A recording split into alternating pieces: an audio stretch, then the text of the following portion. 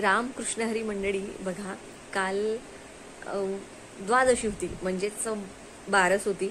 तर जेही वारकरी आळंदीवरून पंढरपूरला पायी वारीस गेले त्यांची वारी काल संपन्न झाली.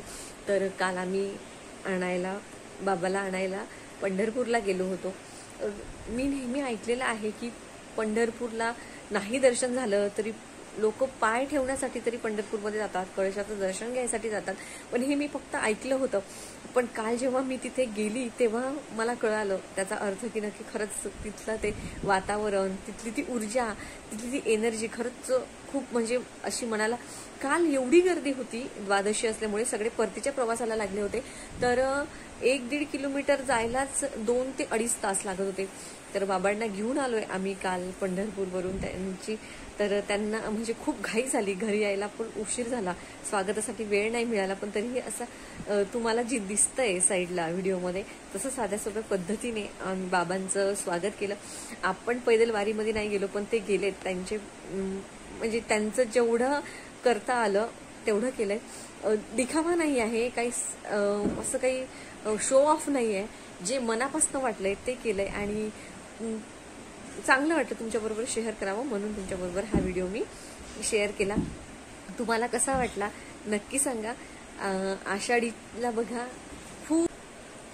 तर आम्हाला दर्शनाला म्हणजे बराच वेळ लागणार होता. त्यांनी सांगितलं होतं की 20-22 तास तरी लागतील आणि माझी मुलगी छोटी आहे त्याच्यामुळे तिला घेऊन आम्हाला लाईनमध्ये लागणं शक्य नव्हतं. तर आम्ही फक्त कळसाचं दर्शन घेऊन तिथनं रिटर्न आलो. पण घरी आल्यानंतर जेव्हा बाबांना औक्षण केलं तेव्हा असं वाटलं की आपण खरंच तिथनंच दर्शन घेऊन आलो. तर असा आमचा अनुभव होता, खूप छान वाटलं. आता आषाढी एकादशी झाली, आता गुरुपौर्णिमा आहे. गुरुपौर्णिमेला कुठल्या सेवा करायच्या आहेत, गुरुपौर्णिमेला आपण आपल्या गुरूंची सेवा कशी करायची याचा व्हिडिओ मी लवकरच अपलोड करेल. रामकृष्ण हरी, जय श्रीराम, जय गजानन. तुम्हाला व्हिडिओ कसा वाटला नक्की सांगा. माझी मुलगी, तिला तर इतका आनंद झाला होता की बाबांचं औक्षणही तिलाच करायचं होतं, हारसुद्धा तिलाच घालायचा होता त्यांना. आणि फुलांच्या पाकळ्या टाकत होती अंगावर.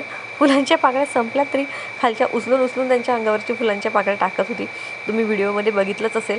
आणि मला असं वाटतं की आपण जे करत असतो तर तेच मुलं आपलं बघून तसं वागत असतात.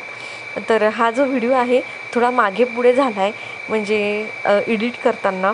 तर तरीही तुम्हाला हा व्हिडिओ कसा वाटला मला कमेंट करून नक्की सांगा. आणि तुम्ही तिचा आनंद बघू शकता.